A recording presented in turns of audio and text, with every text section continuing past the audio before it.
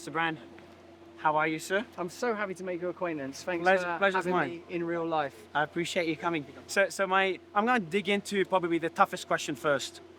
You're on stage talking about the Republic, and I try not to be an alarmist, but seeing the lawfare that's happening in the US and in other countries as well, we're seeing the censorship that's happening in the US and around the world, and threats to the systems, from the military-industrial complex, which you talk about a lot, to the healthcare industrial complex as well. My question to you is, it just seems very systemic, and I'm just curious at how can, let's say, four people, Elon, Tulsi, Kennedy, and of course, Trump, are they enough to change this? Well, I suppose the nature of populism, which is, I suppose, the general term for the opposition to global totalitarianism, by its nature, mate, must evoke and engage the sentiments of the populare. That means the people. That means all of us. The way I learned about it is that Julius Caesar, who ultimately I suppose became a dictator, was a great populist. What we have to ensure we are able to do is reach people beyond typical division. There might be 100 ways where you and I could come to opposition. We might have discrepancies when it comes to our spiritual views, our political and cultural views, the football teams we support. But I know already from talking to you that you care about your individual freedom and that you respect mine. Now, those four individuals, impressive though they are, Tulsi, Elon, Bobby Kennedy and Donald Trump, of course are not enough. And it is primarily as avatars that each of them are able to engage us. Tulsi Gabbard, if you watch her on The View, you'll think, what's this unusual sensation? And you will perhaps quickly diagnose it as dignity. When she was on that show, she has dignity. Bobby Kennedy has integrity and authenticity. He's a person that 10 years ago, a man who advocates for rivers and stands up against Monsanto will be exactly the kind of presidential candidate that the Democratic Party would have craved. Elon Musk, he's an entrepreneur, he's a maverick, he's got all sorts of unknowable spirit.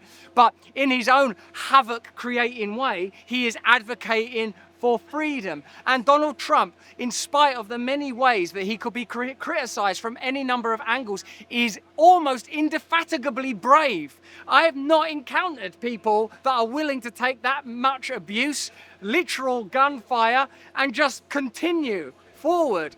I, for one, am really glad about the quadrant that you've mentioned, because I'm an old school kind of guy. I like Malcolm X and Martin Luther King. I've been interested in a variety of religions, Hinduism. I love the hippie movement of the 1960s. So when someone like Bobby Kennedy joins the Trump movement, it makes it a lot easier for me to see where the real opposition to globalism, authoritarianism, mass bureaucracy is.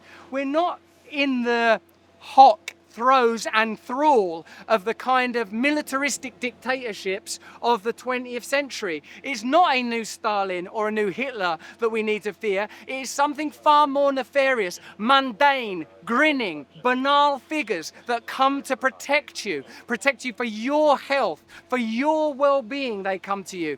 No, don't look at the end of the 20th century in terms of its political figures, but its writers. Look at the writing of Franz Kafka.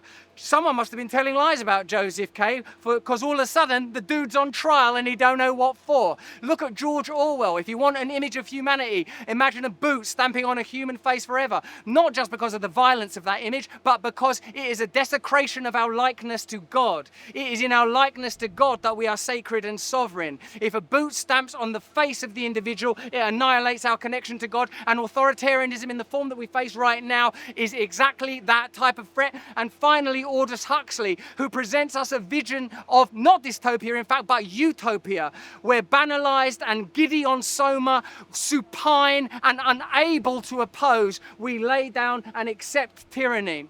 This will require maverick operators. It will require new alliances, but above all else, it will require every single one of us to experience individual awakening and to find somehow a fuel, an available fuel that you will not find on the material plane, to oppose what I can now ultimately not avoid diagnosing as evil.